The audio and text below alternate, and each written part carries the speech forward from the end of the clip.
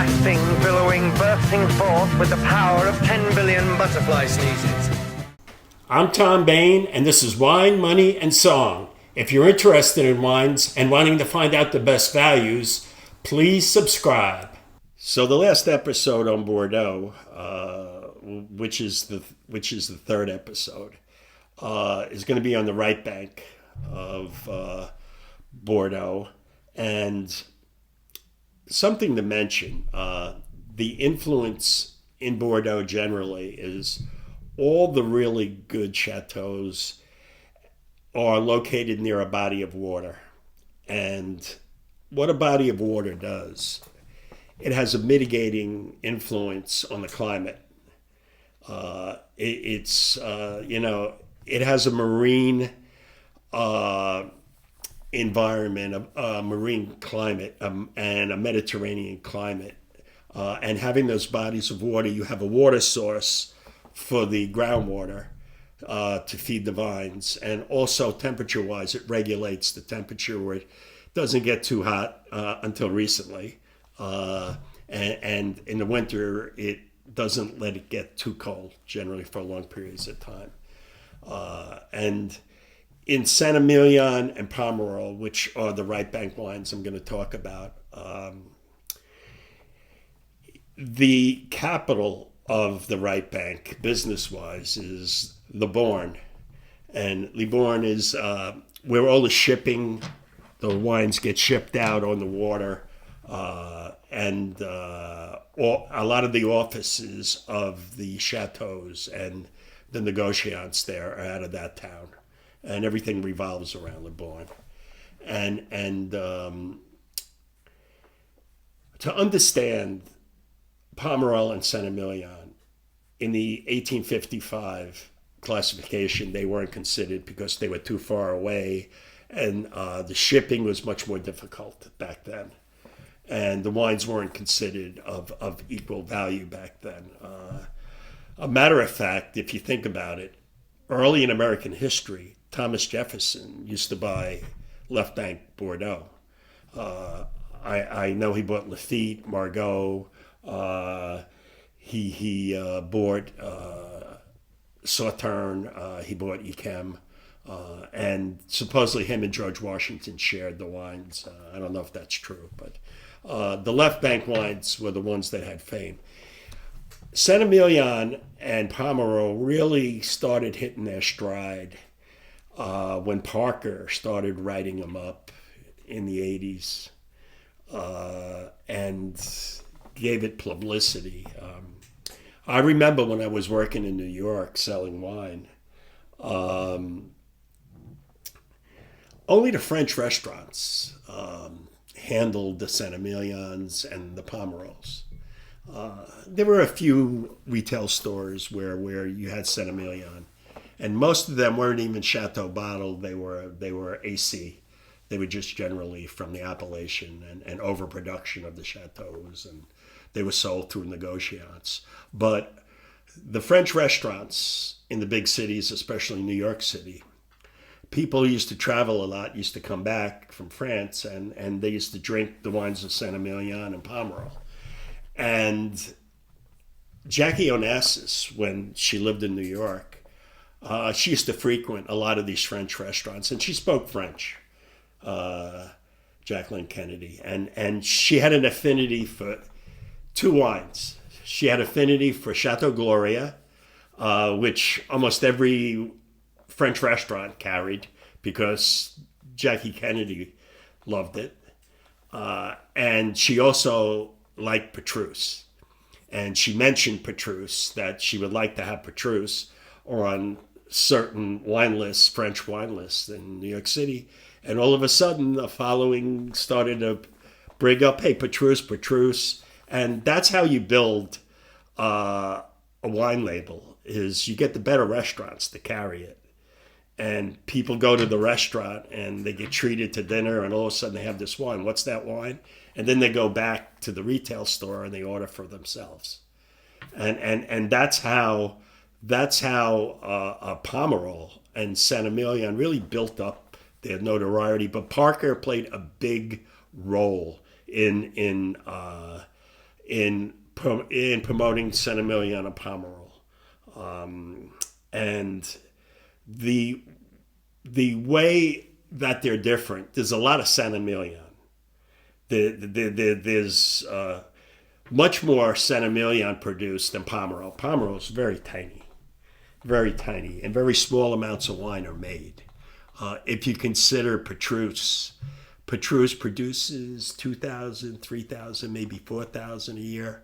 Chateau Lafleur from Pomerol, 1,000 cases a year, which is nothing. Le Pen, the same way from Pomerol. Tiny, minute, and that's why the prices of those wines are in the thousands of dollars. They're there because of small production and fame. And all three of those chateaus, they have small production, low yields, and very, very high quality wines.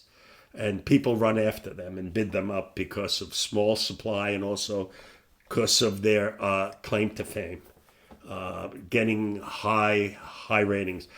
Saint-Emilion, you have a ton of chateaus, and you have much more wine and many different styles.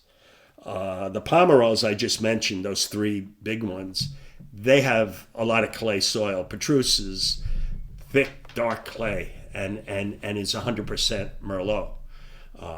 While the other chateaus in Pomerol put in some Cabernet Franc generally and mixes it with Merlot. There's a little Cabernet Sauvignon, but nothing of merit that's there. While Saint-Emilion, it's all over the place now.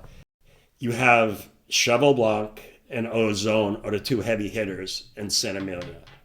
And they're very famous wines. Ozone is very, very small production. Probably 2,000 cases, maybe 2,500 cases now. Cheval Blanc is a little more, but very famous wine, the White Horse, Cheval Blanc, owned by luxury brand company. And they cherish those wines the way they treat them. They lavish them. So they're very expensive wines, and people chase after them. Now you have wines like Figeac, and you have Pavie, and you have L'Angelus, those three wines. And I love Figeac. And Figeac's different because of the Cabernet Franc, Cabernet Sauvignon, and Merlot blends about a third and a third, which is very different. I've never enjoyed Pavie. I think the style with L'Angelus is just too over the top, too tannic, lacks charm. But I've been noticing lately L'Angelus has been lightening up. And in Saint-Emilion, Troplong, Mandu, back in the early 2000s, they were making wines, 15.5 alcohol over the top and getting high ratings, and I never got it. I didn't even like those wines, let alone think they were outstanding. But Troplong, Mandu, since the last 10 years, they're making much more balanced and much more interesting wines. But there are a ton of wines in Saint-Emilion, little chateaus, and there are some gems there.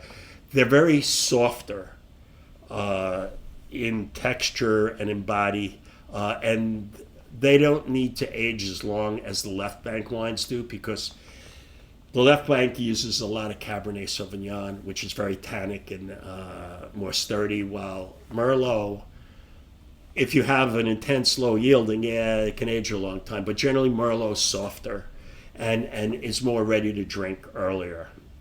Now, a lot of these wines, the Pomerols, are very, very expensive, and they're going to be there. There are a few wines now. I like Chateau de Sal. They're never very, very complex. from Pomerol, very sandy soil, and in good years they make beautifully elegant Pomerols, and you should look for DeSalle. And it's $40, $35, and really suave wines, not overly complex, but just delicious. So to wrap up the Right Bank wines, the Right Bank wines are generally are ready earlier. They're very round in the mouth, and can be very feminine, and very delicious, Merlot based, with some Cab Franc, while the Left Bank wines are more sturdy and aged longer. But I hope these last few episodes have given you a good contrast to what each has to offer. And as I said, the Right Bank wines, the popularity has only been in the last 70 or 80 years. So, and they are also getting better and better. So hopefully you enjoy these episodes on Bordeaux.